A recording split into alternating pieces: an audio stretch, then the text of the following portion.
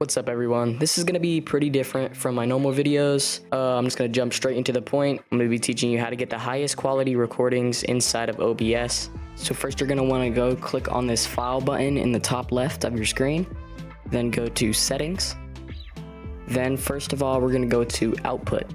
Now you may not see all of this, so you're going to want to go ahead and click on output mode and change this to advanced. It's probably going to be on simple when you first load up OBS. Then you're going to want to go to the recording tab. Then you're going to want to go to the recording format and change this to MKV. After you do that, you're going to want to change your video encoder to whichever one is best for your GPU. You should look that up. For me, if you're using an AMD graphics card, use this one, which is AMD HWAV1. Otherwise, look it up on Google. For audio encoder, use this one that I'm using, AAC. You could probably use any of these. Make sure it's set to audio track 1. Then you're going to want to go to where it says rate control, change this to CQP. If that's not a thing, change it to CBR, change CQ level to 20, change this to 2 seconds, change your preset to quality, and change your max B frames to 3. Now we're going to go ahead and head over to this audio tab and change your audio bitrate to 320. If for some reason that's not working for you or you're having issues with your audio, change that to 192, but 320 is the best and the highest quality.